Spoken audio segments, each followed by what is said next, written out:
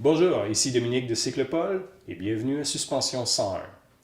Aujourd'hui, je vais vous faire un petit exposé bref qui va permettre de démystifier un peu la suspension. Comme vous le savez, les suspensions sont devenues de plus en plus performantes, mais incidemment aussi de plus en plus complexes. Alors, on va aborder les 4 grands termes, c'est-à-dire on va parler du ressort, on va parler de la précontrainte, on va parler de l'amortissement, de même que le rebond.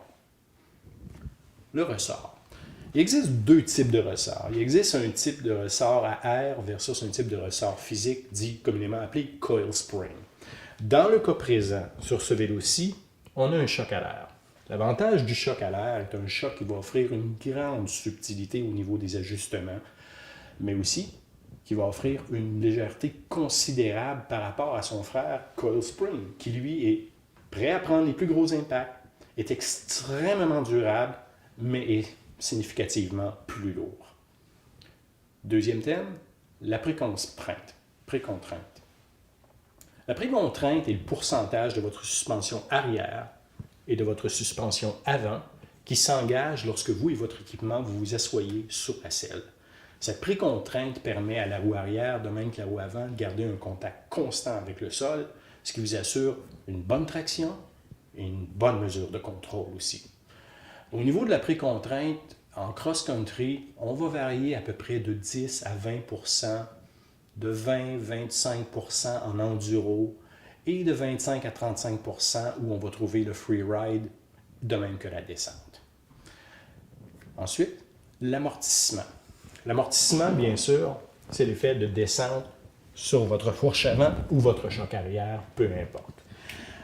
Dans le cas présent, si vous avez un ajustement qui est trop rapide, la fourche va avoir tendance à être trop lente au niveau de ses réactions. Alors que si vous avez un amortissement qui est beaucoup trop serré ou trop rapide, vous allez avoir un contrôle qui va être très brouillon sur votre vélo. Dernier, le rebond. Le rebond, tout comme l'amortissement, peut être ajusté en termes de vitesse rapide ou plutôt lent. Si vous avez un ajustement très rapide, vous allez obtenir un effet pogo qui va encore une fois vous donner un contrôle plutôt brouillon sur le vélo. Et au même titre, si vous n'en mettez pas assez, vous risquez de rentrer en butée plutôt souvent avec le vélo. Alors, ce sont les 4 grands thèmes de façon générale que vous devez connaître. Maintenant, pour vous montrer comment ajuster ça, je vais inviter Pierre-Paul, le gérant de la boutique, qui va me donner un petit coup de main. Alors, ce que l'on va faire, je vais embarquer sur le vélo. Pierre-Paul le tient pour moi. Ce que l'on va faire, c'est qu'on va l'activer un peu et Pierre-Paul active la suspension avant pour la faire caler. Il va redescendre. Ici, on va retravailler la même chose. On replace les rings. Je vais débarquer du vélo. Merci Pierre-Paul. Et là, on va voir quel pourcentage de la précontrainte, autant avant que arrière, s'est engagé sur le vélo. À ce moment-là, si vous voulez augmenter la précontrainte, vous allez diminuer le volume d'air à l'intérieur des chocs et vice-versa. C'est ce qui va vous assurer une bonne mesure de contrôle. Finalement, pour ce qui est de l'amortissement, de même que le rebond, ça, ce sont des ajustements qu'on vous suggère fortement de faire sur le sentier lui-même. Parce que ce sont des choses que vous devez faire très progressivement et même, j'irais même plus loin. Je vous dirais même, il n'est pas fou de se traîner un petit carnet noir pour noter les ajustements que vous avez faits. Allez-y un clic à la fois pour l'amortissement, allez-y un clic à la fois pour le rebond et notez voir la différence. Parce que si vous y allez pêle-mêle, vous allez obtenir un résultat qui ne sera pas réellement satisfaisant.